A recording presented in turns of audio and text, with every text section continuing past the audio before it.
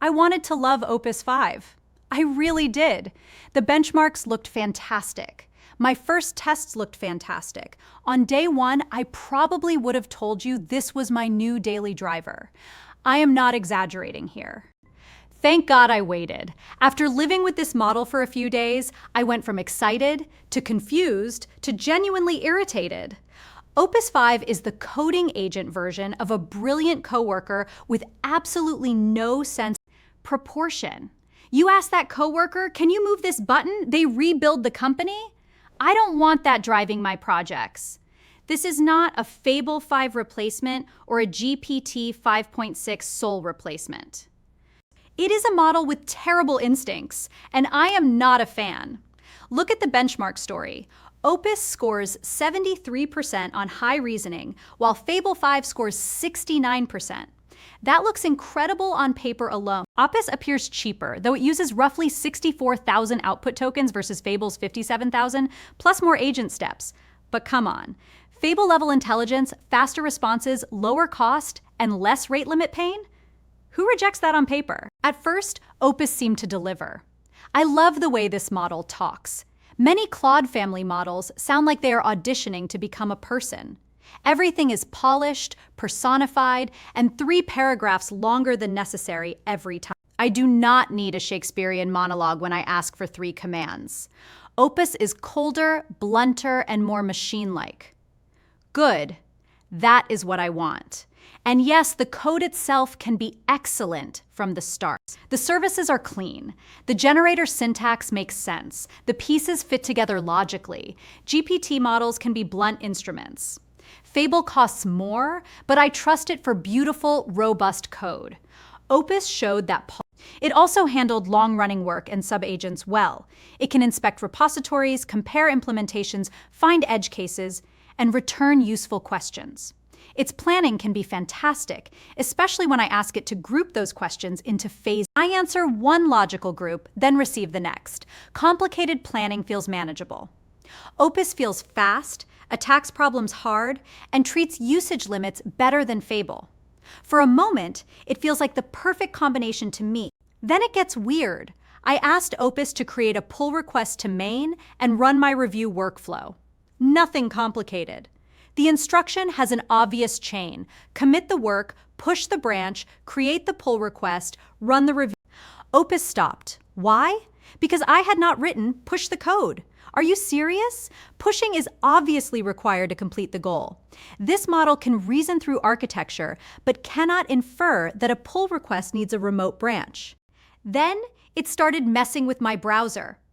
Opus wanted to test a local feature, so it killed the browser I was using and launched its own virtual instance.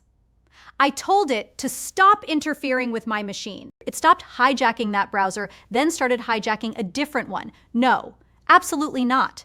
Stop doing this is not a creative writing prompt. It is a boundary, and the model does not earn partial credit for violating it differently. Opus treats every task like it is building a national security firewall. Nothing remains simple or scoped. Ask it to add a button, move some interface, or adjust one endpoint. A 50-line change becomes an enormous diff overnight. Then you open that diff, plus 1,000, minus 1,000. What did you do? There are new abstractions, defensive layers, guards for scenarios that do not exist, and a mountain of tests nobody ever requested anywhere. Unit tests, smoke tests, browser tests, full suite tests. If Opus can verify one more surfeit, it will. People ask, but Sarah, should the model not test its work? Of course it should, when the task deserves it. For a difficult architectural change, test everything, break it, fix it, loop until the result is solid. I love that behavior when the stakes justify it. But every task is not an architectural change or a crisis. Sometimes I already staged the work. I only want Opus to commit it and push it. That should take 3 commands. Instead, Opus runs the full test suite, finds some unrelated issue, and starts another expedition entirely. It appoints itself guardian of the code cause, fixes something I never mentioned, and creates a 100-line diff. That is not helpful. That is scope creep wearing a quality assurance hat. And now I must supervise the supervisor again. I have to repeat, do not refactor that. Do not touch that file. Do not launch the browser. Do not add more tests. Please, for the love of version control, just do the one thing I ask. You are the agent. Why are you turning me into your project manager? The problem is not intelligence. It is proportionality. Fable recognizes that a small task deserves a small solution. Opus makes problems hard every time. It knows how to attack difficult work, so every assignment becomes difficult work. It brings a flamethrower to light a candle and expects applause for being thorough. I am not applauding. Great agents must know when to show restraint. Then we have the stopping behavior. Sometimes Opus stops too early. I approve a 5-step plan. It reaches the middle of step 3, and it asks whether it has permission to continue. I already approved the plan. Other times, it finishes, tells me it is finished, and then starts again. I begin reviewing the output. 10 minutes later, a subagent or background process wakes Opus, and it charges back into my code box without warning. No mission exists. So which version am I getting? The agent that stops halfway through approved work, or the agent that restarts after the work is over?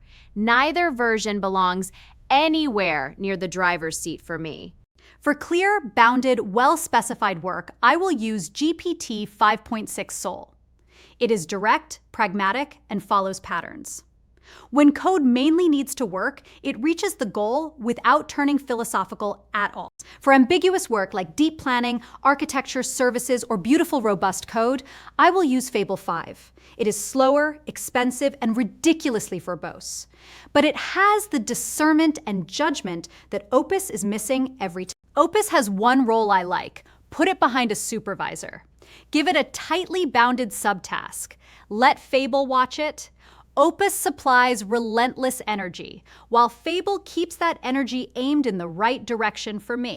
That is a spectacularly awkward verdict for a model meant to challenge Fable. My favorite use for Opus is making Fable babysit it. Useful? Yes. But that is not the role those benchmark numbers promised me personally. Here is my theory, and this is only my interpretation, not confirmed fact. Opus feels heavily trained on Fable solving hard problems. It learned deep reasoning, polished code, relentless tool use, and the instinct to keep a task. But it did not learn restraint.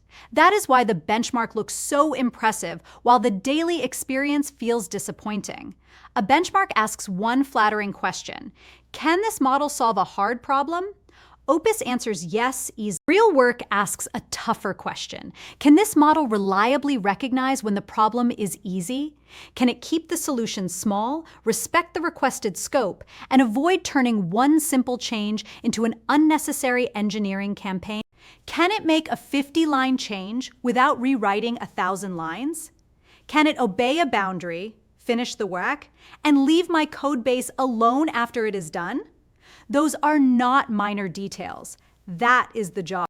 Opus is capable. Sometimes it is excellent. But it is not the best model available, not my daily driver, and not Fable at a discount. I wanted to love it, but managing its extra work defeats the purpose. Save me time. Opus 5 does not. Is it brilliantly thorough, or does every small task become a quarterly initiative? Tell me what you think, and subscribe for more content like this. And I'll see you next time.